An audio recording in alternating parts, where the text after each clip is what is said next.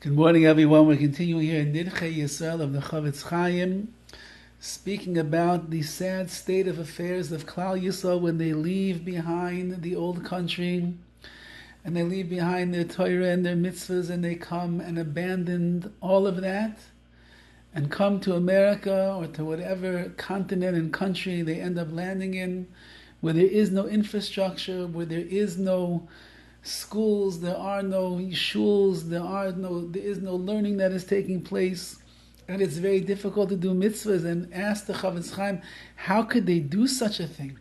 How is it possible that a Yid could just divorce himself from everything that matters to the Yiddish and the Neshama?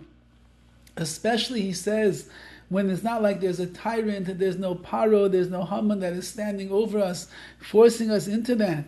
And the Chavetz Chaim intimated to us yesterday that it's all because of the Yetzer Hara, the evil inclination that is chasing after the taivas, the desires of this world, and its desire for money, and its meshicha being drawn after all of these things. And a person thinks that the two things get in the way of each other, and therefore I'll put the Torah off to the side so that I'll be able to indulge myself in the pleasures of this world and all of its money and all its materialism.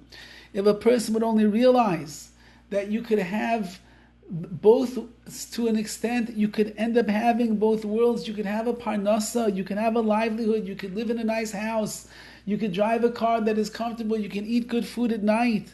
It doesn't mean that you have to rid yourself of HaKadosh Baruch Hu and His Torah, Chalila v'chas. But this is the state of affairs in America at this turn of the century, 1884, about when the Chavetz Chaim wrote this book. And he writes, how could shame and embarrassment not cover their faces? When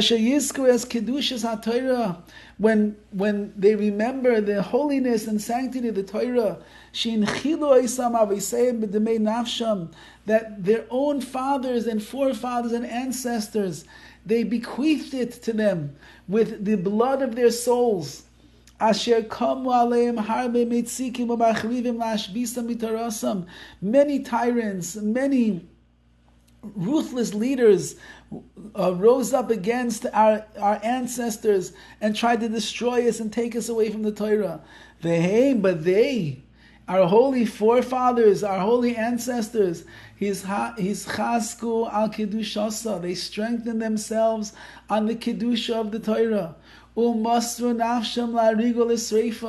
And they were willing to sacrifice their lives and be put to death and to be burnt for the sake of Torah. And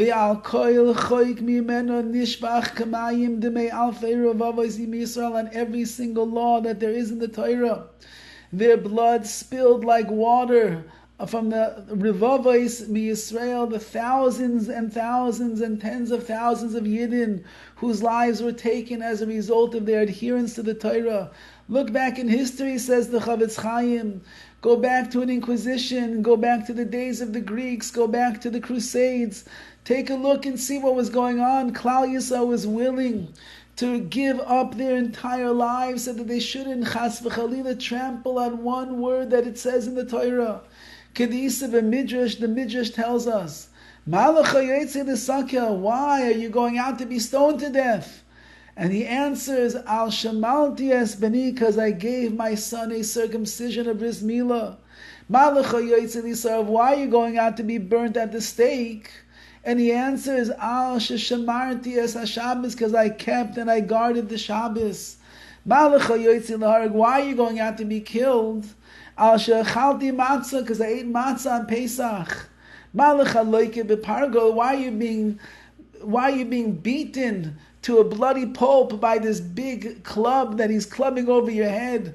Al sha'asisi sukkah, because I made a sukkah. Al shenatalti lulav, I took a lulav. Al shehinachti tefillin, I put on tefillin onto my head and onto my arm. Al shehitalti techelis, because I put tzitzis into my beged, into my garments. Al sha'asisi v'tzayin avashem b'shamayim, because I did the ratzon, the will of my Father in heaven. And because of that, the nations rise up against us, and the enemies, they are disgusted by us, and they say, the Yidden, who do these people think that they are? We're going to kill them, we're going to burn them at the stake, we're going to destroy them.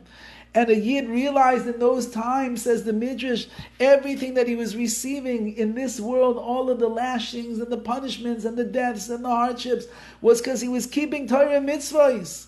And he was doing the Ratzon of Hashem. Hadou dichsiv, like it says in the Pasuk in Zechariah, V'omer elav, v'makos ha'elah. And he says to him, what are all these makos? What's all these beatings that a person is taking? Makos ha'elah, gormoli le'ohev la'avi shebashamayim. All of these makos, all of these beatings, all of these suffering that a person goes through, he said, it brings me to a greater love of Avinu Shebashamayim, my Father in heaven. Ad kan loshen midrash. That's the words of the midrash. When a Yid was willing to be moiser nefesh, to give up his life, to push himself, to do the mitzvahs, to keep Shabbos, to keep Yom Tiv, to put on tefillin, to give bris milah to his son, it shows his tremendous love for the Ribono Shel Olam. And as a result of that, it brings him to a greater, higher level of Ahavas Hashem, true love of Hashem. Those are the words of the Midrash, and tomorrow, Be'ez Hashem, we will see the insightful and the striking way in which the Chavetz Chaim is going to relate to these words of the Midrash, to this very generation that he is speaking about. And as we mentioned before, if it mattered and it was relevant to the generation over 100 years ago, all the more so is the relevance in our generation today. Have a wonderful day.